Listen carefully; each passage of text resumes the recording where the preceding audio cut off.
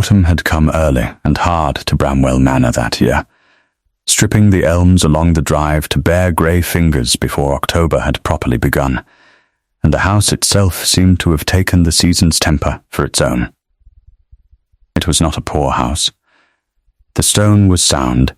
the roof did not leak. The silver in the dining room still shone under the housekeeper's relentless polishing, but it was a house that had learned, over 2 decades of a baronet's careful management, to spend its warmth only where warmth would be noticed and admired. The great rooms at the front, where callers were received, blazed with fires from October to April. The narrow servants' stair at the back of the house, and the low rooms above the stable where certain members of the household slept, went cold the moment the first frost threatened, and stayed cold until the thaw, because no one of consequence ever climbed those stairs to feel it. It was in one of those low back rooms, before the rest of the house had stirred, that Miss Wren Bramwell woke each morning to the sound of her own breath fogging in the dark, and dressed by touch, rather than light. Because a candle before dawn was an extravagance the household's ledgers, which she herself kept, could not always be persuaded to allow her. Beyond her narrow window, the paddock wall showed only as a darker seam against darker fields, and further still, when the morning was clear enough, the first grey suggestion of the walled orchard her own mother's family had helped plant along the eastern boundary before Wren was ever born. An inheritance of trees rather than coin, and one Sir Josiah had never troubled to have valued, since an orchard could not be sold off piecemeal the way silver could. She was 21, and she had lived at Bramwell Manor for 12 of those years, ever since a fever had taken both her parents in the same terrible fortnight and left her, at 9 years old, the ward of an uncle who had accepted the charge with the particular reluctant Christian duty of a man counting the cost of a thing even as he agrees to bear it. She was, by every line of the parish register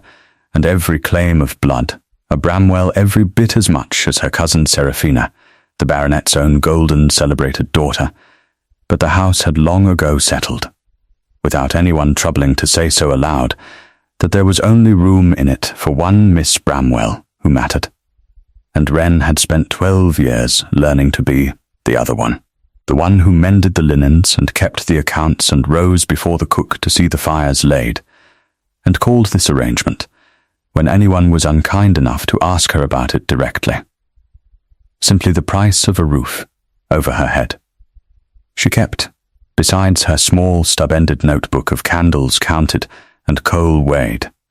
a private ledger of a different sort, though she would have been mortified to have anyone call it that, a memory of small, unremarked kindnesses she had done and received, which she consulted, in her quieter moments, the way another woman might consult a diary of proposals and compliments. There was the winter she had nursed Mrs. Dunmore through a lung fever that the physician had privately despaired of, sitting up 3 nights running though a full day's work waited each morning, regardless of how little she had slept. There was the summer she had taught Nate, the youngest stable boy, his letters at the kitchen table using spilled flour and a patient finger, because no one else in the household had thought a stable boy's education worth the trouble of a lesson. These small accounts, tallied privately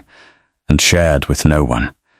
were the only ledger in which Wren Bramwell ever came out decidedly ahead, and she returned to it on her hardest days, the way a traveller returns to a familiar road in the dark. She did not think of herself as ill-used. Precisely, she thought of herself, on her more honest mornings, as furniture that had been given a name out of politeness, and she had made her peace with it the way a person makes peace with a chronic small ache, not by curing it, but by learning to move in a way that did not aggravate it further. She counted the household's candles the way she counted everything now, in the small stub-ended notebook she kept in her apron pocket, and she had long since stopped expecting the counting to add up to anything better than it always did. That particular morning, she was in the linen room mending a torn pillow slip. By the grey half-light of a window, no one had troubled to curtain properly, when her cousin Seraphina swept in,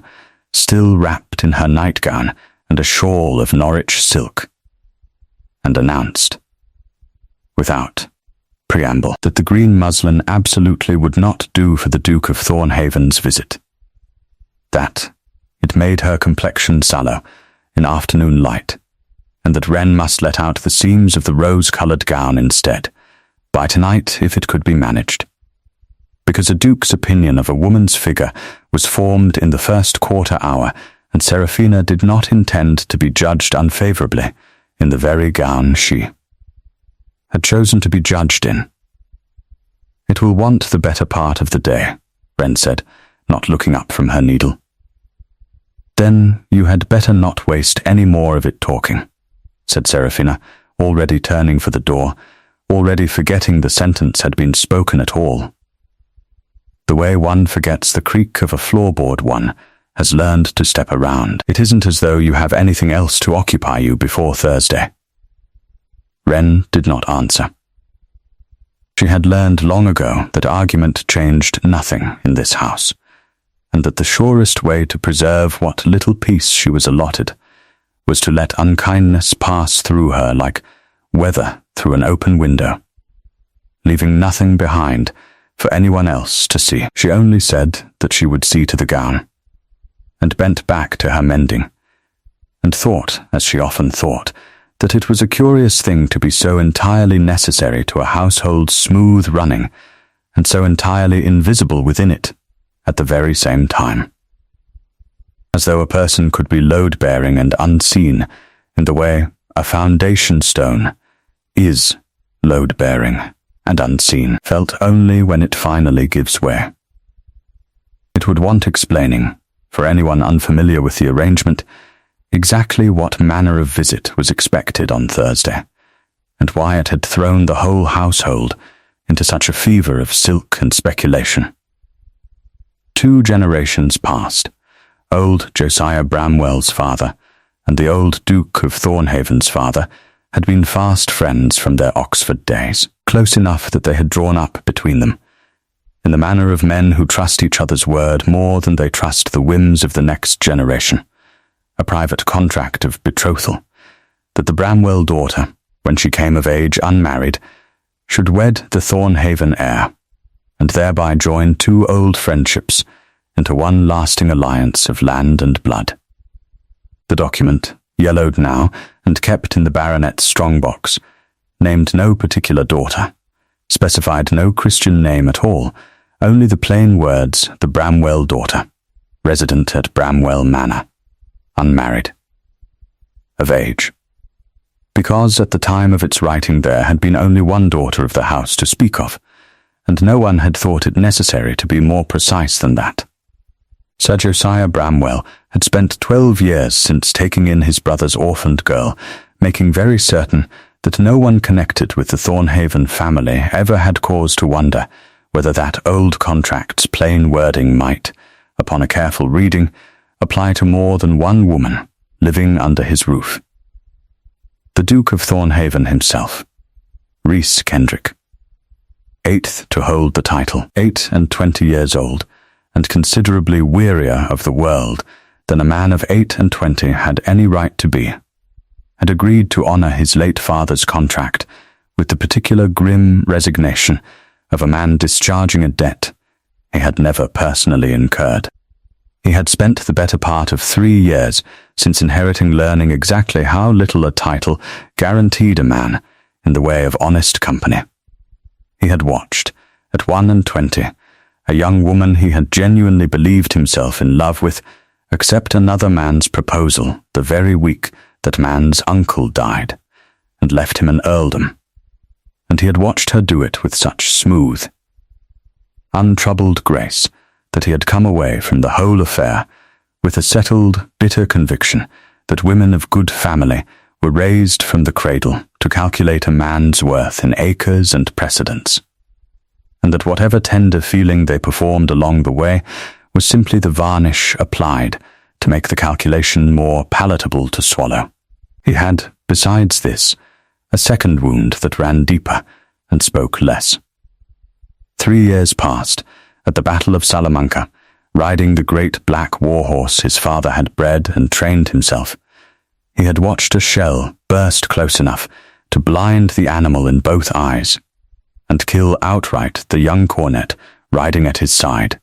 a boy of 19, his own second cousin, whom Rhys had promised the boy's mother he would look after. He had brought the horse home rather than have it destroyed, some obscure penance he did not examine too closely, and named it Vulcan, for the god who had also been maimed and cast out and gone on working regardless, and in 3 years since, the animal had trusted no groom, no stable hand, no living soul, but Rhys himself, biting one unfortunate hand badly enough that the household had quietly stopped assigning anyone else to its care at all. Rhys understood the horse rather better than he understood most people. It had been hurt once, badly, by something it could not see coming, and it had decided, in its animal way, that the safest course afterward was to trust nothing and no one. And he had never once judged it for the decision, because he had made rather the same one himself, in his own quieter fashion, the week the earldom was announced. There had been physicians enough in those first months after Salamanca, who had told him plainly that a warhorse blinded so completely was better put down than kept, that the animal would never settle, never be safe, never earn back the cost of its own feed, and Rhys had listened to every one of those careful, sensible arguments, and ignored them all, because some stubborn, unexamined part of him had decided that if he could not bring the cornet home to his mother, he would at least bring home the one living thing that had stood beside the boy in his last moment, and see that it was not simply discarded for the inconvenience of its wound. He had not expected, in choosing that stubbornness, to learn quite so much from it about his own capacity for shutting the world out once it had proven itself capable of hurting him. He brought Vulcan with him to Bramwell Manor, as he brought the horse everywhere now, because leaving it behind meant leaving it to grooms who feared it, and it feared in turn, and because some part of him, unexamined, took a grim comfort in travelling in the company of the one living creature that made no effort whatsoever to please him. He arrived on the Thursday, as arranged, in his own carriage with Vulcan led behind on a long rein by his own groom, and was received in the best parlour by Sir Josiah, with a warmth so immediate and so total that Rhys recognised it at once for what it was, not welcome, but appetite, dressed in good manners. Seraphina Bramwell was produced within the quarter hour, resplendent in the rose-coloured gown, whose seams had been let out by hands she had never once thought to thank. And she performed, over the course of that first afternoon, every grace her situation required of her, with a polish so complete that Rhys found himself unable to locate, anywhere beneath it, a single moment that felt like an accident rather than a rehearsal. It was Vulcan, restless after the long journey and unsettled by the unfamiliar stable yard, who first drew Rhys's attention to the other Miss Bramwell. He had gone out at dusk, as he always did, to see the horse settled for the night himself, distrusting any groom's account of the animal's temper, and had found the stable yard in an uproar, Vulcan straining at his tether, ears flat, the new grooms keeping a wary distance after the horse had snapped at one man's sleeve hard enough to tear the wool. And in the middle of all that fear and noise, a slight woman, in a plain grey dress, standing perfectly still not 3 feet from the animal's head, speaking to him in a low, unhurried voice that carried none of the panic every other person in the yard was radiating. "He cannot see you," she was saying, to the horse, as though it might answer, "and you have decided. Quite reasonably, I think. that anything you cannot see is not to be trusted until it proves otherwise. I shall keep talking then, so that you always know precisely where I am, and you may decide for yourself, in your own time, whether that proving is worth the trouble. Rhys stood in the shadow of the stable door and did not announce himself, because he had never in 3 years heard anyone speak to Vulcan as though the horse's fear were a reasonable position arrived at by reasonable means, rather than a vice to be corrected or endured. The woman continued talking. Of nothing, really, of the weather and the smell of the hay, and a story about a barn cat that had once startled her half out of her wits by leaping from a rafter. In the same steady, unbroken murmur. And slowly, so slowly, that Rhys found he had stopped breathing somewhere in the middle of it, Vulcan's ears came forward, and the great scarred head lowered, and the horse that had trusted no groom, no stable hand, no living soul but Rhys himself in 3 long years, closed the last few inches of distance, and rested his blind face against the woman's shoulder, as though he had been waiting a very long while for someone to simply keep talking. "I would not," said Rhys, stepping at last into the lantern light. "Make a habit of standing so close to that horse, madam. He has taken a piece out of better men than either of us." She startled, but did not step back, and Rhys noted, with the same careful attention he had failed entirely to give Seraphina all afternoon, that her hands did not shake even now that she had been caught. "He is blind, Your Grace. Not vicious," she said. "I expect he has simply had a great many people startle him without warning, and decided that startling is not a risk worth taking twice. I should have done the same, in his position. You know a great deal about horses. For a lady's companion." He had assumed, from her plain dress and her place in the stable yard at dusk, that she was some manner of upper servant, and he was not wrong, precisely, only incomplete. "I am not a lady's companion," she said, with the particular flat honesty of someone too tired to dress a fact in prettier clothes. "I am Miss Wren Bramwell. Sir Josiah is my uncle." She said it without apology, and without pride, the way one states a fact so old and so settled that it no longer carries any charge at all, and went back to stroking the horse's blind face, and left Rhys standing in the lantern light turning over, for the first time in 3 years, whether an old contract's plain wording might mean rather more than he had been led to believe it did. He almost asked her then how it came to be that a baronet's niece was left to soothe a stranger's dangerous horse in a stable yard at dusk, while the whole rest of the household dined on the excitement of a duke's arrival. He watched the question rise in his own chest, and did not release it, because he had known her the length of a single conversation, and some instinct older than manners told him the answer, whenever it came, would cost her something to give. We'll take a very short break. If you don't want to miss new stories, please subscribe to the channel. Rhys stayed at Bramwell Manor a fortnight longer than the visit's original purpose strictly required, telling Sir Josiah, with perfect truthfulness, that Vulcan had taken poorly to the journey and wanted rest before the ride home, and telling himself, with rather less truthfulness, that this was the whole of his reason for lingering. In that fortnight, he learned the particular architecture of the household, the way a man learns the load-bearing walls of a house he intends, eventually, to renovate. He learned that it was Wren who kept the estate's books, in a neat, economical hand that balanced fires against candles, against the cost of Seraphina's dressmaker, with a precision Sir Josiah's own steward openly admired, and never once credited to her by name in front of the family. He learned that it was Wren who had nursed the housekeeper, Mrs. Dunmore, through a bout of winter lung the year before,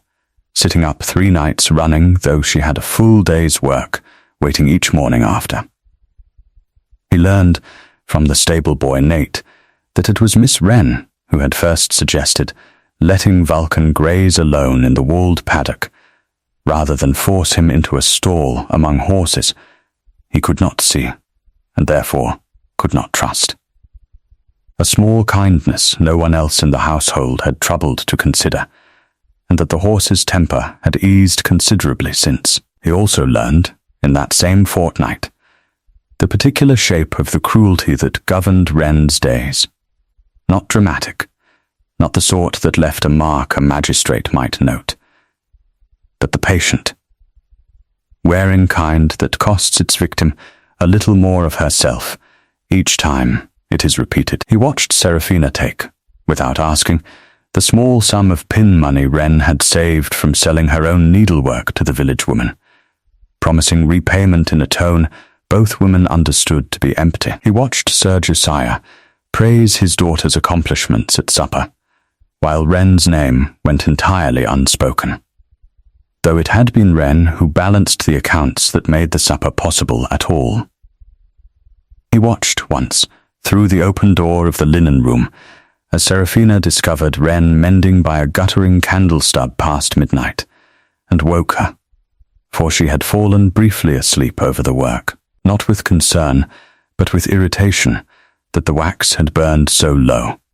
as though the candle mattered more than the woman it had lit. And he watched Wren, every time,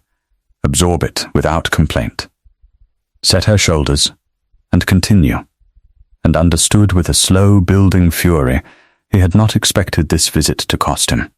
that this was not patience so much, as armor worn so long it had fused to the skin beneath it. He found himself, in those same weeks, spending a great deal more time in the walled paddock than any reasonable account of a horse's recovery could justify. Wren came each evening to sit with Vulcan, while Rhys tended him, and the two of them fell into an easy, unhurried talk that neither had expected of the other, of books she had read from her uncle's library before her cousin decided novels were vulgar and had the better ones removed, of places Rhys described, cautiously, as things he had seen rather than things he owned, of small observations that made her laugh, low and startled, as though laughter itself were a muscle gone stiff from disuse. He found he could make her laugh rather easily, once he set his mind to the project, and he set his mind to it often. It was on one such evening, watching her run a soft cloth over Vulcan's scarred face, with the same unhurried patience she brought to everything, that Rhys almost reached across the small distance between them and covered her hand with his own. He stopped himself a bare inch short, telling himself it was too soon, that she did not yet know his intentions, that a groom's daughter, no, a baronet's niece. He corrected himself, though the correction came slower than it ought to have, deserved better than a gesture made on impulse in a darkening paddock. He drew his hand back, and told her only that Vulcan trusted her more, now, than he trusted his own head groom of 10 years, and watched her go faintly pink with a pleasure she seemed embarrassed to feel, because no one, she admitted after a long moment, had told her she was trusted with anything in a very great while. There was a Sunday in that same fortnight when the household walked together to the small parish church, as custom required, and Rhys, seated with Sir Josiah's family near the front by virtue of his rank, watched Seraphina sing the hymns in a bright, carrying voice clearly meant to be admired, and watched Wren, seated several rows back among the household's lesser members, sing in a voice barely above a murmur, offered for no audience but her own conscience. Afterward, in the churchyard, he watched her pause at a modest headstone near the yew hedge, and Nate later confirmed, without being asked, that it belonged to Miss Wren's own mother and father, brought here to be buried near her father's family, though neither had ever properly belonged to Bramwell land in life, and that Miss Wren visited it every week she was permitted the half-hour to walk there, entirely alone. Sad thing, that, Nate said, working currycomb through Vulcan's coat with more enthusiasm than skill. Nobody else troubles to go with her. Miss Seraphina says graveyards are morbid,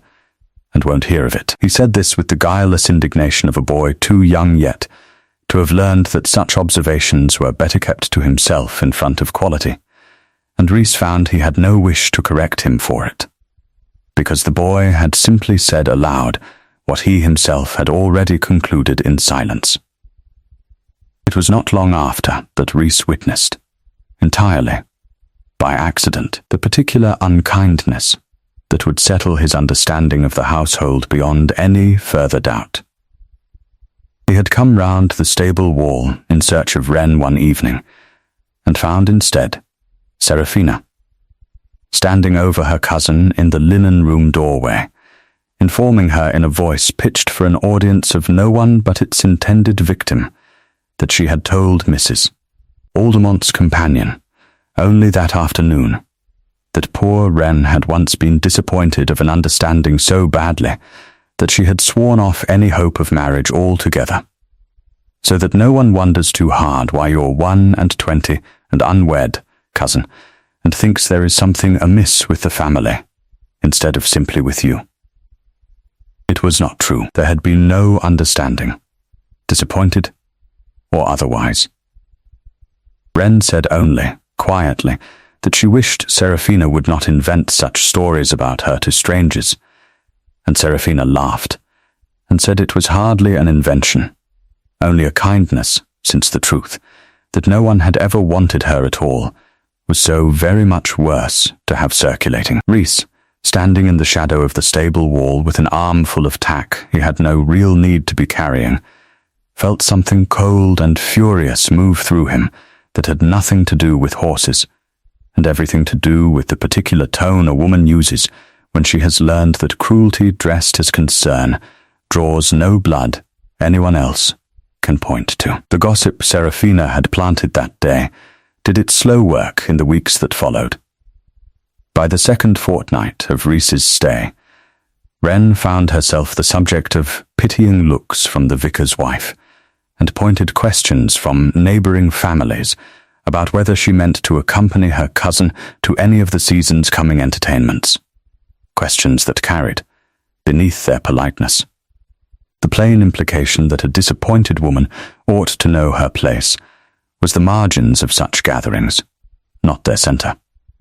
Wren bore it as she bore everything, with a straight back and a quiet word of correction, where one could be managed.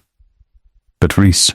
watching from whatever distance a guest's proper reserve allowed him, saw the cost of it in the new stiffness of her shoulders, and the way her hands, always so steady with the horse, had begun to tremble faintly whenever she believed herself unobserved. Sir Josiah, noting the Duke's continued presence past any reasonable excuse of a horse's recovery, grew visibly anxious, and pressed Seraphina harder in her efforts. And Seraphina, sharp enough to notice exactly where the Duke's attention had begun, unaccountably, to wander, resolved that the difficulty wanted correcting before it grew serious enough to threaten 12 years of careful arrangement. She began quietly, as such things always begin. She let it be known, over tea with the vicar's wife, that it was a pity dear Wren had grown so very forward of late, always underfoot in the stable-yard where a lady oughtn't linger, and that she supposed poverty made a woman desperate enough to throw herself in a duke's path by whatever means presented themselves, even so undignified a means as a blind horse. It was not true,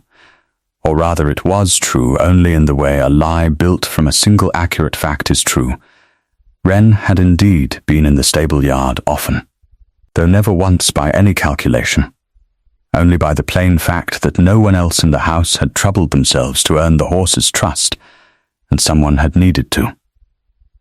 Rhys heard the rumour second-hand, from Nate the stable-boy,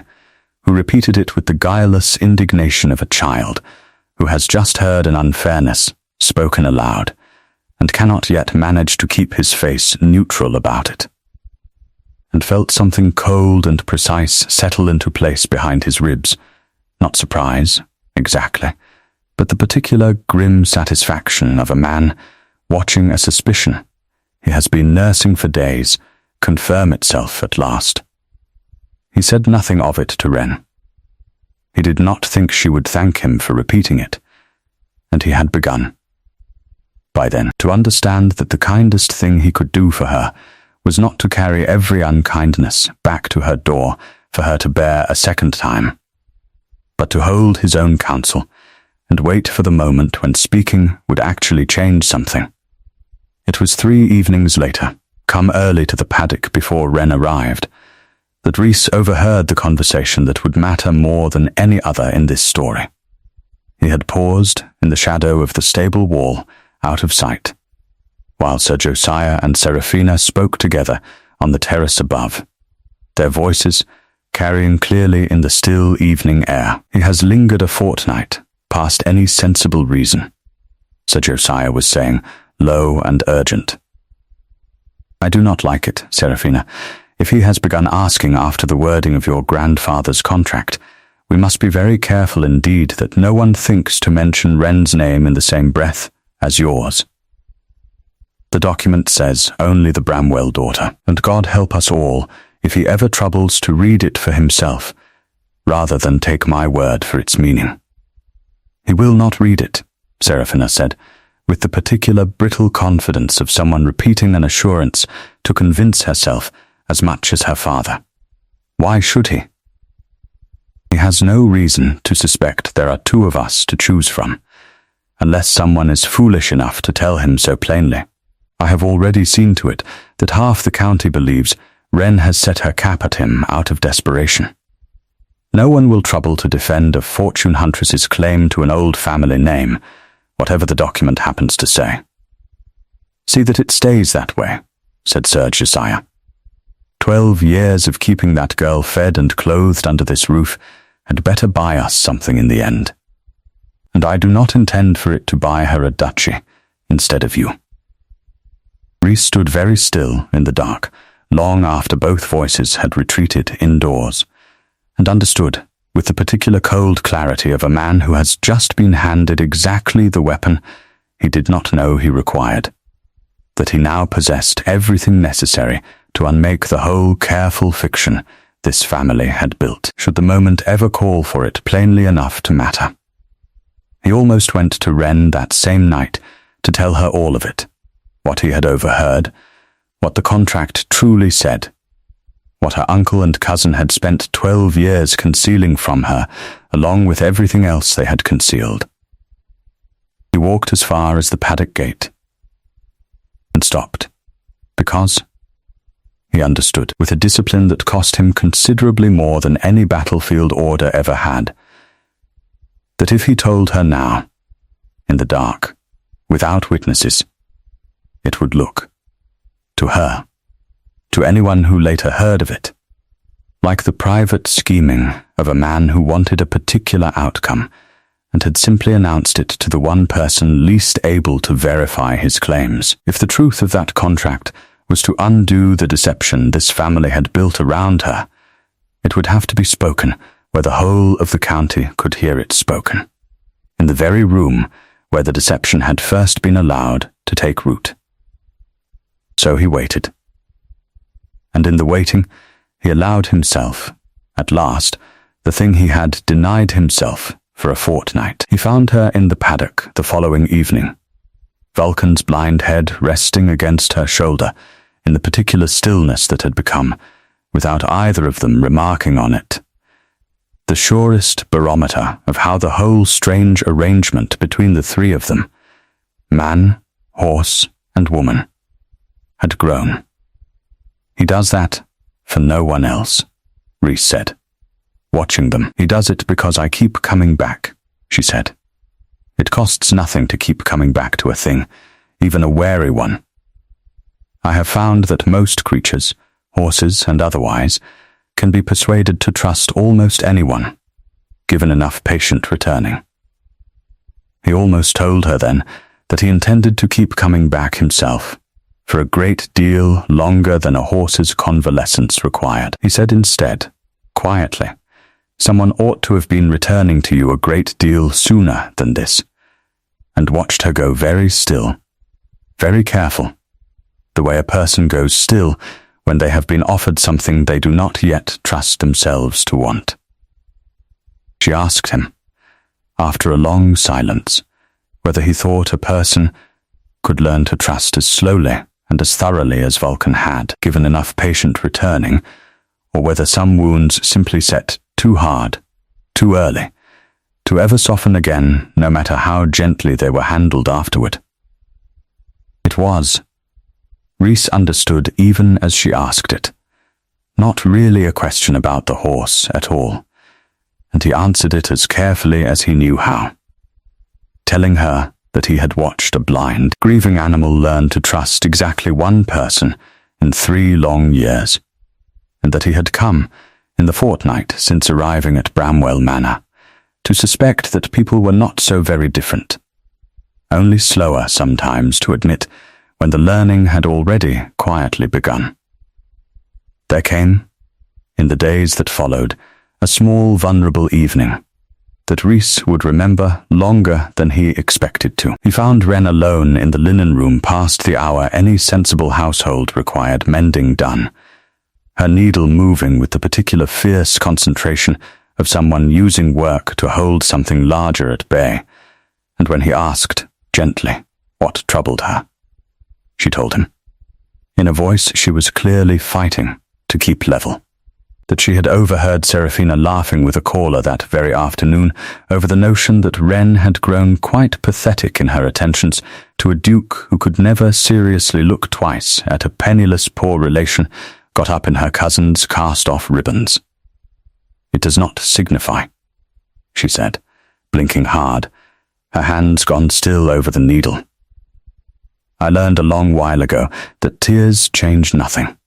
They only waste good candlelight, and leave a person's eyes too swollen to see her stitching by morning. She said it the way one recites a rule memorized so long ago its original purpose has been half forgotten, and pressed her lips together, and did not cry, though Rhys could see plainly what it cost her not to. He did not touch her, though every instinct in him strained toward it. He said only that her cousin's opinion of her worth had never once been an accurate measure of it, and that he intended, before very much longer, to prove as much to a rather wider audience than a linen room, and left her with that small promise hanging unexplained in the air, because he could not yet give her the whole of it, without giving away the very timing he had decided, with such difficulty, to preserve. The contract's formal ratification had been arranged for a ball at Bramwell Manor a fortnight hence, Sir Chesire's own idea, and a clever one, calculated to fold the signing of an old private document into the appearance of a grand public triumph for his daughter, so that no one present would think to question a match already dressed, before it was even announced as an accomplished fact. Serafina's new gown arrived from London in a flurry of silk, and pinned hymns that Wren herself was set to adjusting late into 3 separate nights, and the household hummed with the particular anxious energy of a family staking everything on a single evening's performance. It was 2 nights before the ball that Rhys found himself standing again in the shadow of the paddock wall, watching Wren speak low and steady to Vulcan in the last of the daylight, and understood, with a certainty that had been building in him for a fortnight, precisely what he meant to do when the solicitor stood to read that old contract aloud before the assembled company. The evening of the ball, Bramwell Manor, blazed with more candlelight than the household's careful economies had permitted in years, borrowed confidence, dressed up as inherited grandeur in every corner of it. Wren stood at the edges of the ballroom in a gown 2 seasons out of fashion, directing footmen and soothing the temperamental musicians, and making certain the punch bowls did not run dry. While her cousin, resplendent in new silk, waited near the terrace doors for the moment old Mr. Colford, the family solicitor, would rise and read aloud the document that had governed the shape of both women's lives for 12 quiet years without either of them. Until now, having any real say in the reading of it. Rhys arrived precisely on the hour, and made his bow to Sir Josiah and to Seraphina with a correctness that gave nothing away, and all the while his eyes kept finding Wren's across the crowded room, steady and certain, in a way that unsettled her rather more than any careless glance would have done, until she withdrew toward the refreshment table simply to escape the weight of it. Lady Aldermont, an old friend of his late mother's, and a woman who missed very little that passed beneath her own roof or anyone else's, drew close to him between the first two dances and asked, with the particular dry directness of a woman long past, caring whether her questions were considered proper, whether he meant to go through with the arrangement precisely as Sir Josiah had staged it, or whether something rather different was brewing beneath the surface of so carefully rehearsed an evening. Something rather different, Rhys admitted. I did wonder, said Lady Aldermont, when my own coachman mentioned that the Duke's horse had taken remarkably well to a certain quiet young woman in grey, and that the same young woman had lately become the subject of a good deal more unkind talk in this county than her conduct could possibly justify. I am an old woman, Your Grace, and I have watched a great many families dress up their own greed as good breeding. I confess I had begun to hope someone might finally trouble to look past the dressing. She patted his arm once, briskly, in the manner of a woman who had done the same to him as a boy far too proud to admit he wanted comforting. Whatever you mean to do tonight, do it plainly, and do it kindly, and you will find you have rather more allies in this room than you presently suspect. He thanked her, and had no chance to say more, because it was in that same moment that Seraphina, sensing the evening's true danger for the first time, chose to strike. It might have proceeded exactly as Sir Josiah intended, the solicitors reading a formality, the contract's ambiguous wording quietly steered past by a family well practiced in steering such things, had Seraphina herself not, an hour into the evening, made the single miscalculation that would undo the whole careful arrangement. She had watched the Duke's attention drift, again and again, toward her plain cousin at the punch table, and misreading its true depth entirely, decided that the surest way to end the difficulty before Mr. Colford could so much as unfold his papers was to remove any possible rival from consideration by public ridicule. She did it in front of a gathered circle near the refreshment table, her voice pitched deliberately to carry to where the Duke stood in conversation with Lady Aldermont, and said of Wren that it really was rather sad, wasn't it, how her poor cousin had taken to hovering about a Duke's blind horse, as though tending a dumb animal might somehow raise a housemaid's prospects above her station. And wasn't it fortunate, she added, with a small false laugh meant to invite the company's agreement, that at least one Bramwell woman understood how a lady ought to conduct herself before quality. The circle around her went quiet in the particular way that precedes a scandal. Wren, standing very straight with her chin lifted and her eyes bright with the tears she had sworn, so many times, would never fall in front of anyone, felt the whole weight of the gathering crowd's attention and resolved, with the strange calm of true humiliation, that she would not give her cousin the satisfaction of watching her weep. 1 second, 2, 3, the silence held. It was the Duke who broke it, and he did not do it gently. I believe, said Rhys, Duke of Thornhaven, in a voice that carried to every corner of that suddenly attentive room, that Miss Wren Bramwell has spent a fortnight succeeding at something no groom, no stable hand, and no member of this household managed in 3 years, and I will thank you to speak of that accomplishment with rather more respect than you have shown it tonight. The room did not merely go quiet. It went to stone. He crossed the floor to where Mr. Caulford stood, papers still folded in his hand, and asked, in a tone that permitted no delay, that the contract be read aloud now, in full, before the assembled company, exactly as it was written, and by no other summary. The old solicitor, sensing something larger unfolding than the evening's planned formality, unfolded the document and read, in his dry clerk's voice, the plain words two grandfathers had set down decades before, that the Bramwell daughter, resident at Bramwell Manor, unmarried and of age, should wed the Thornhaven heir, no Christian name given, no distinction of parentage specified, only that single unqualified phrase that Sir Josiah had spent 12 careful years making certain no one thought to examine too closely. There are, as it happens, said Rees, into the silence that followed the reading, two women beneath this roof who answer with equal legitimacy to that description, and only one of them has spent the fortnight of my visit proving. Through patience and honesty and a kindness that asked for nothing in return, exactly the character I would wish to bind my family's name to. I have watched Miss Wren Bramwell nurse a housekeeper through illness at the cost of her own rest, keep this household's accounts with a precision her uncle's steward openly envies,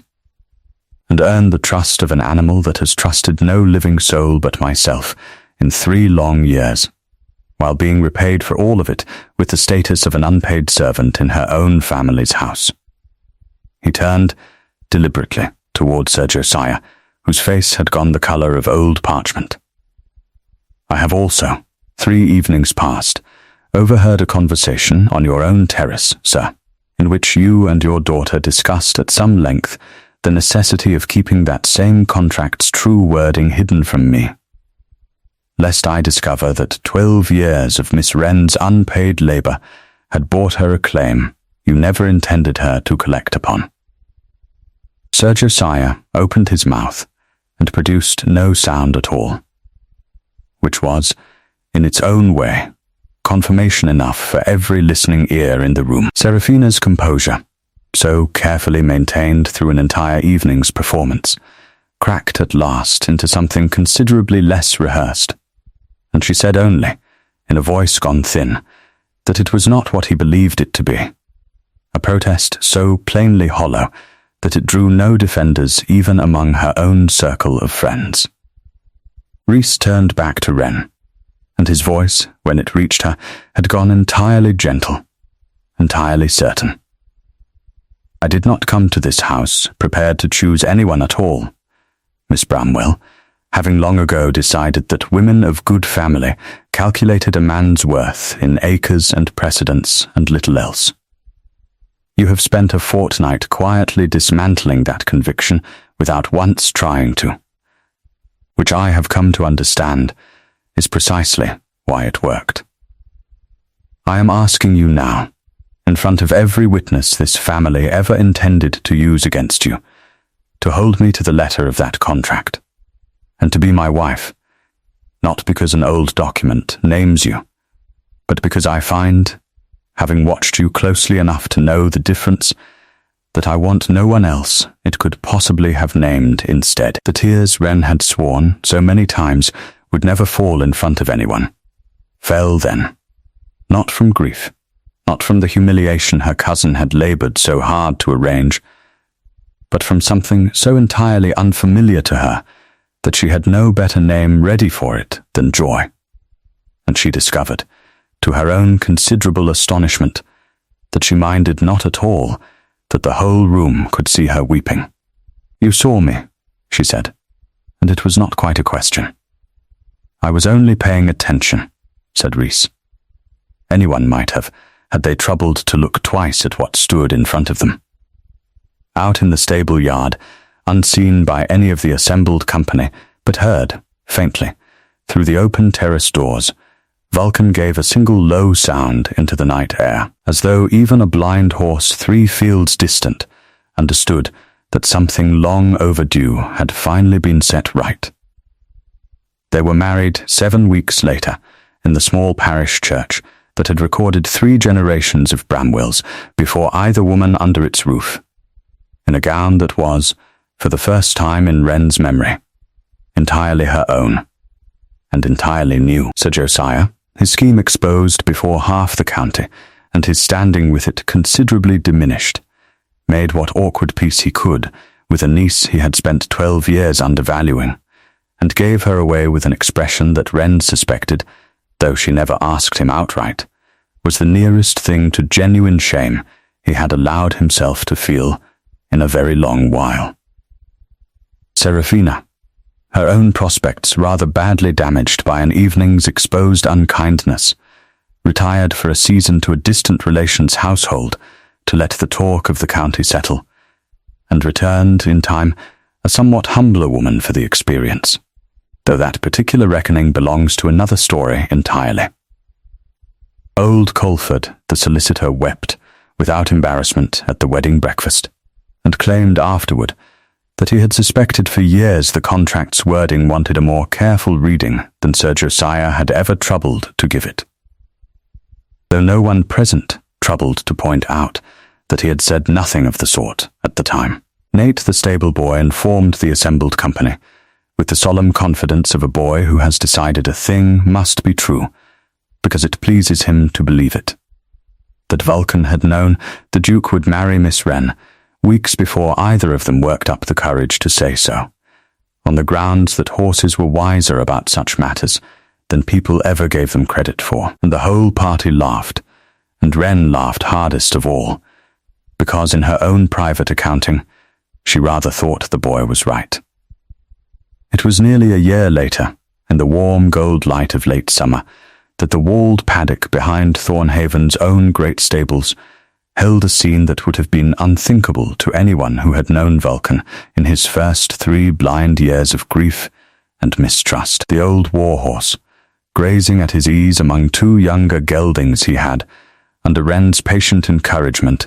slowly learned to tolerate and then to seek out, lifted his scarred head at the sound of familiar footsteps, and crossed the paddock unbidden to rest it, exactly as he had that first evening at Bramwell Manor, against the shoulder of the woman who had never once stopped returning to him. Sir Josiah had written twice since the wedding, careful, halting letters that read like a man rehearsing an apology he did not yet know how to complete, and Wren had answered both with more warmth than she entirely felt, because she had decided, in the quiet months of her new life, that she would rather be the sort of woman who offered forgiveness before it was fully earned than the sort who waited, as she once had, for a recognition that might never come at all. Seraphina had written only once, a brief, stiff note requesting that Wren use whatever influence she now possessed to help mend her cousin's standing in society, and Wren had replied that she would gladly do so the moment Seraphina troubled to write a single line of genuine apology rather than a request dressed as one, and had heard nothing further since, though she found, to her own mild surprise, that this troubled her rather less than she might once have expected. Mrs. Dunmore had come to Thornhaven within the month, at Wren's particular insistence, to serve as housekeeper in a household that finally valued her properly, and Nate had followed a year later still, grown a full head taller and considerably more confident in his letters, apprenticed now to the head groom in a stable where no one thought a boy's education beneath the trouble of teaching. Rees found them there at dusk, as he so often did now, and came to stand beside his wife, with his hand finding hers the way it no longer needed any hesitation to do. "He trusts the whole paddock now," Rees said, watching the younger horses graze nearby without concern. "I confess I did not think that possible 3 years ago." "He only needed proof that trusting did not always end in another explosion," Wren said. "The same, I think, could once have been said of both of us." He almost laughed at that, and then simply did, low and unguarded. a sound she had grown to treasure precisely because she remembered so clearly the man who had rarely permitted himself to make it. Somewhere behind them, through the open nursery window of the great house, a small, indignant cry rose, and was quickly soothed by the nursemaid's low voice. The newest small resident of Thornhaven, making his displeasure known about some trifling delay in his supper. And Wren turned toward the sound with the particular unhurried contentment of a woman who had spent 12 years believing herself unnecessary to any household's happiness, and had finally, entirely, been proven wrong. "Do you ever think?" she asked him. As the light went from gold to grey over the paddock wall, how near it came to never being read aloud at all, that one particular line in an old man's contract? "Every day," Rhys said. "Which is precisely why I mean to keep proving I read it rightly, for as long as either of us has breath to notice." And in the walled paddock at Thornhaven, in the last warm hour before the stable lanterns were lit, the horse that had trusted no one for years stood with his blind head resting easy against the shoulder of the woman the whole world had once overlooked, needing, now, only what he had always needed, someone patient enough to keep coming back. Thank you for listening to the story all the way to the end. Please tell us which city you're watching from and what the story made you feel. Don't forget to subscribe so you won't miss new stories.